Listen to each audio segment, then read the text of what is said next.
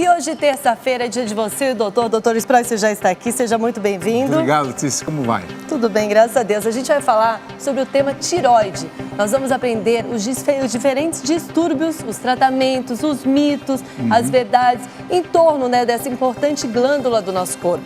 Aliás, viu, doutor, tem muitas celebridades que enfrentaram esse tipo de problema. A gente vai ver agora alguns famosos que foram vítimas dos distúrbios da tireoide. Vamos ver. Quem não se lembra da polêmica causada por Ronaldo Fenômeno quando anunciou a aposentadoria em 2011? O ex-jogador explicou que o excesso de peso era provocado por hipotireoidismo, doença que desacelera o metabolismo. Ronaldo diz que não tomava o hormônio porque a substância é proibida no futebol. Sabe quem mais precisa tomar o hormônio sintético por causa do mau funcionamento da glândula tireoide? Silvio Santos.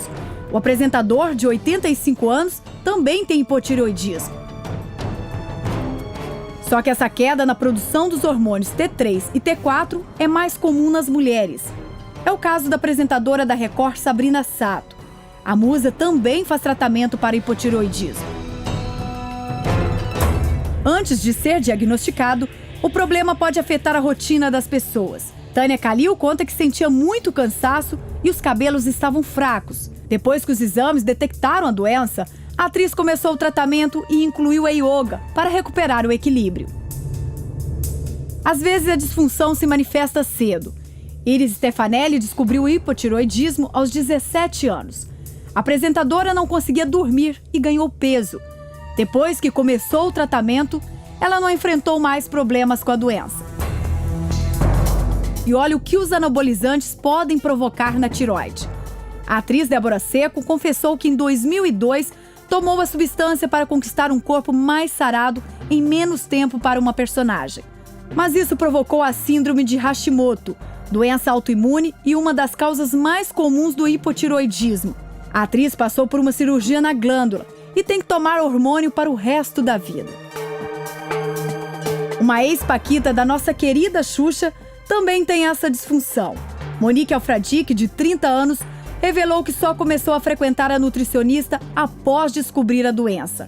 Hoje ela toma a levotiroxina e pratica uma alimentação saudável.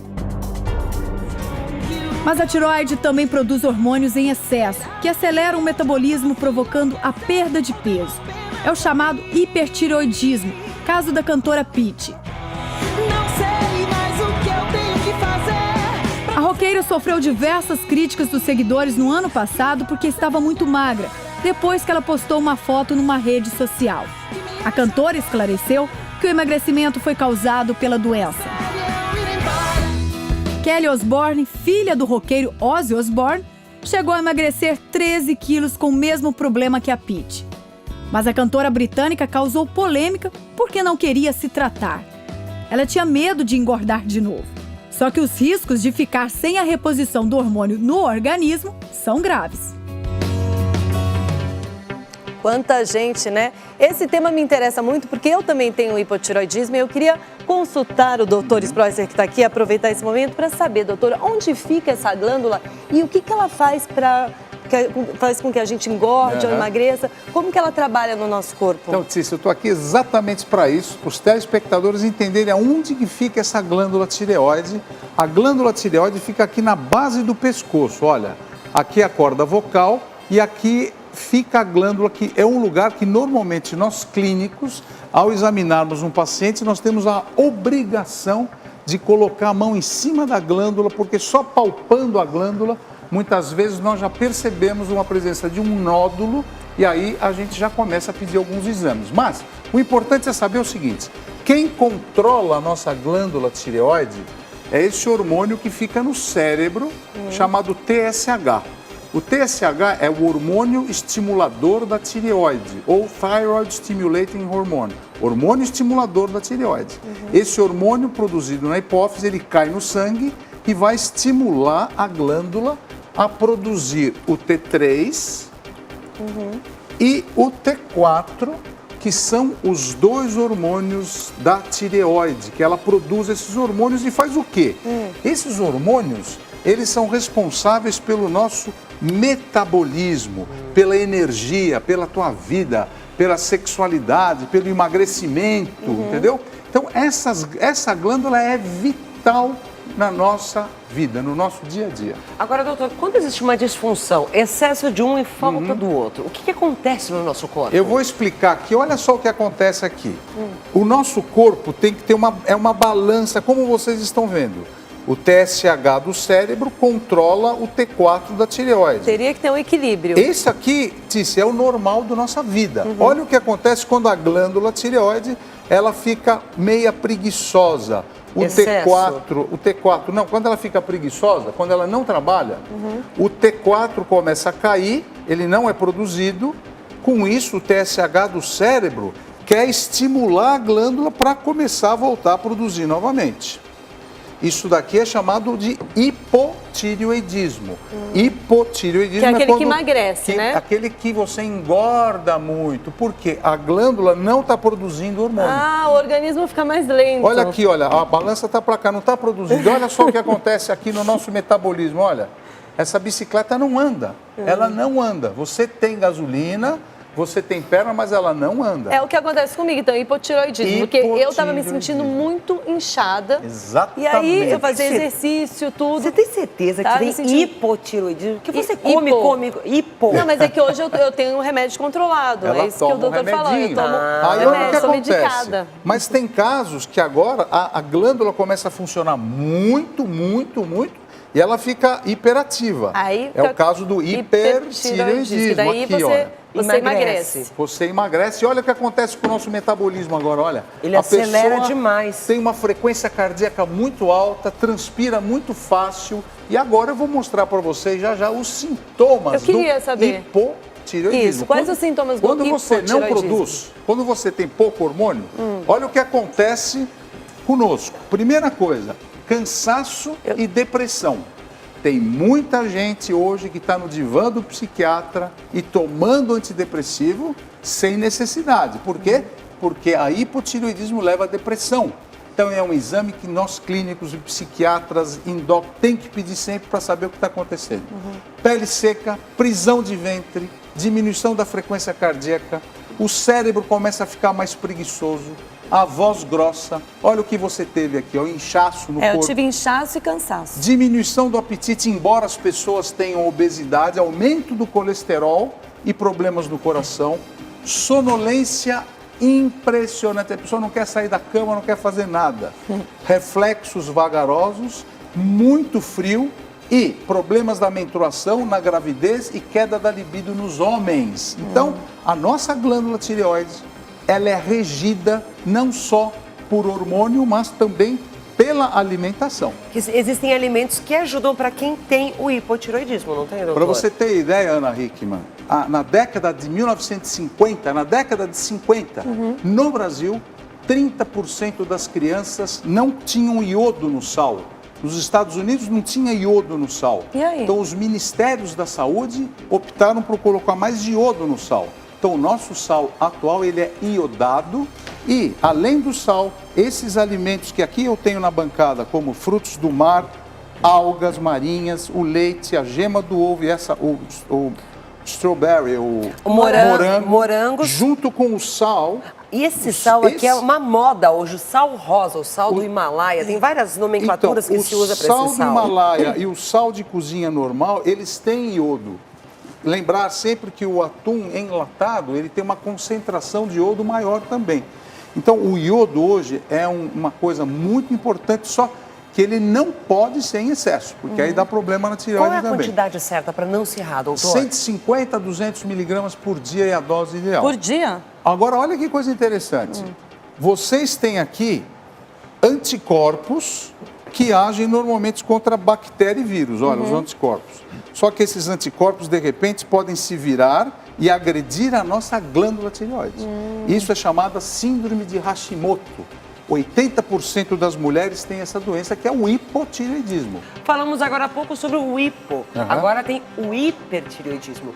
Quais são os sintomas, doutor? Então, os sintomas do hiper são, ao contrário, bem diferentes do hipo. Então, a pessoa tem hiperativação do metabolismo, ela tem um emagrecimento muito rápido, nervosismo e irritação, insônia, Aumento da frequência cardíaca. Aqui vale a pena falar que é uma das causas de arritmia cardíaca. Fibrilação atrial, intolerância ao calor, transpiração excessiva, taquicardia, perda de peso, tremor, os olhos saltam. É o que a gente chama de exoftalmia. Você vê uma pessoa, às vezes, com o olho muito saltado, por conta dessa doença? Um dos casos de hipertireoidismo. E, finalmente, o bócio, é um aumento do volume da tireoide aqui. A gente vai continuar falando sobre hipertiroidismo. Isso. É hipotiroidismo, a gente já falou, agora hipertiroidismo. Eu quero saber quais os sintomas, os mitos e as verdades e também qual o tratamento. É isso, é já, logo depois do intervalo. Já voltamos, não sai daí.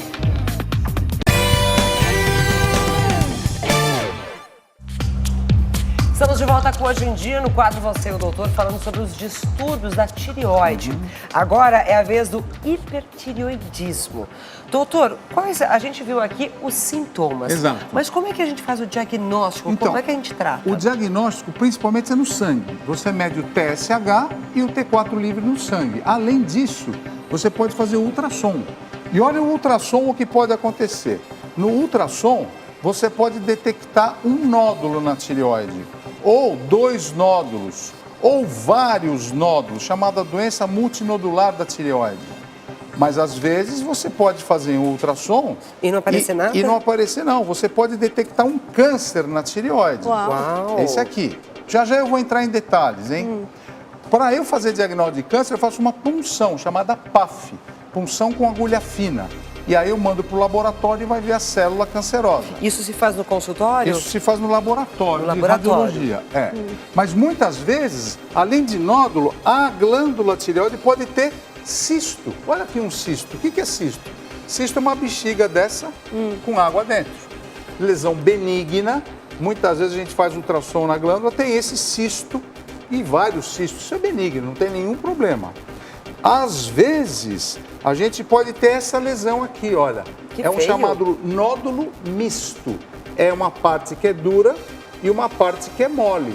A grande maioria dessas lesões também são benignas. Eu vou chamar uma arte agora para exemplificar melhor para vocês esses probleminhas de anatomia da tireoide. Então, primeiro, olha lá, é uma tireoide normal. Olha como ela é bonitinha, toda homogênea, não tem nenhuma diferença. Tá. Agora a gente está vendo um câncer de tireoide que esse paciente já fez a punção, a gente já viu que é câncer.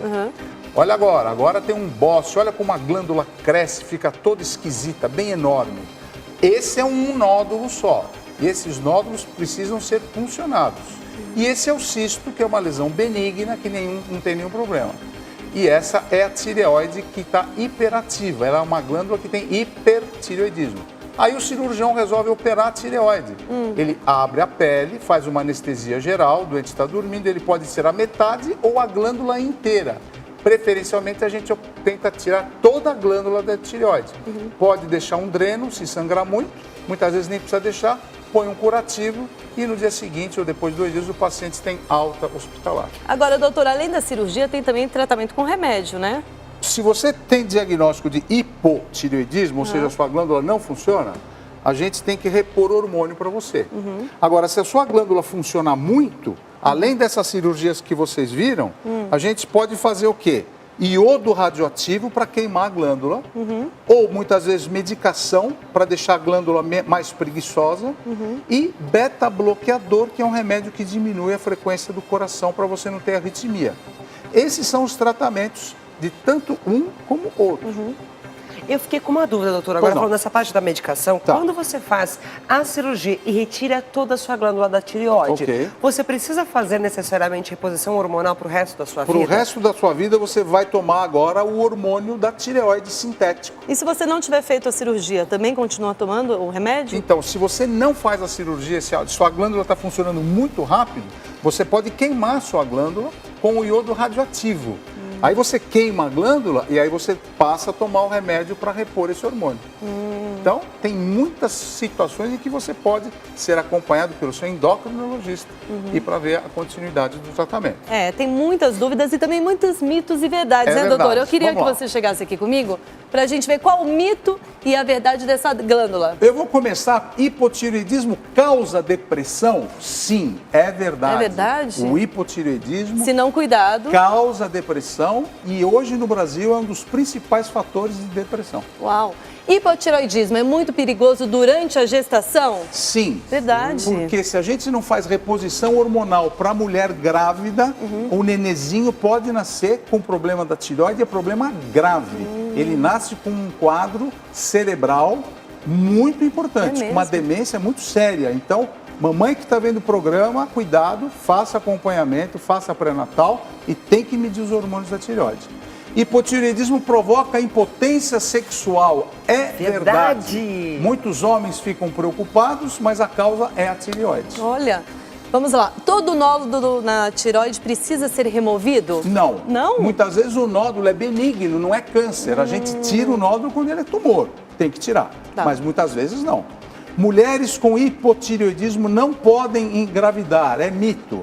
A mulher com hipotireoidismo e medicada, fazendo reposição, engravida normalmente. Agora, aquela que não está sendo cuidada, é difícil engravidar mesmo. 6. O câncer de tireoide tem evolução muito rápida e difícil cura? Isso Mito. era verdade porque antigamente a gente não fazia diagnóstico rápido.